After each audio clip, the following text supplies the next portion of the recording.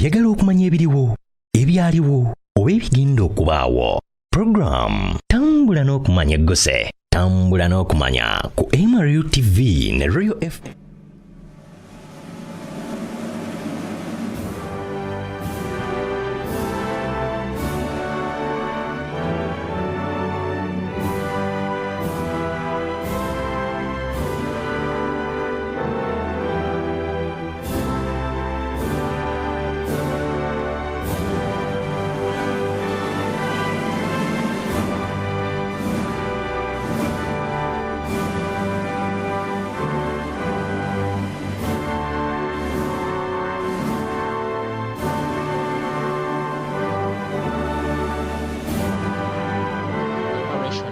Bridge, the plan for after Queen Elizabeth's death. It is not every day a serving British monarch dies. There has to be a plan. So, with the death of Queen Elizabeth II, aged 96, on Thursday, the long-awaited Operation London Bridge swung into action. Named after a former London landmark that was forever falling down, Operation London Bridge was the code word attributed to a formerly choreographed sequence of events that would occur after the death of the British monarch. The not-so-secret plan has never officially been released, though versions of it have been leaked several times over the years. It is designed to ensure that not only does the news of the Queen's death be broken in dignified manner and her memory commemorated, but also to ensure the continuation of the royal throne as Britain's head of state. According to one account of the procedure as published by The Guardian after 2017 investigations, the news of Queen's passing would be privately announced by the Queen's private secretary with a coded phrase, "London Bridge is down." According to accounts of the plan, the day of the death is known as D-Day. It is in the procedure of the kingdom that after the British monarch dies, his or her replacement takes over immediately.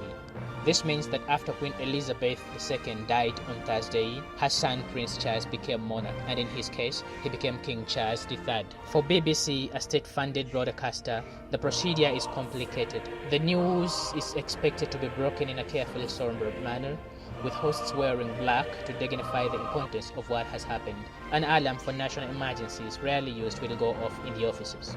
In 1970s and in the 80s, it was in the culture of BBC, a state-funded television, that journalists usually came in on a weekend every 6 months to go through the procedure for Elizabeth's death. But some things have changed. On Thursday, the news of the Queen's passing was first shared on a Twitter account belonging to the royal family. Flags were lowered to half-mast across the country with a notice of the death posted to both Buckingham Palace and the royal website.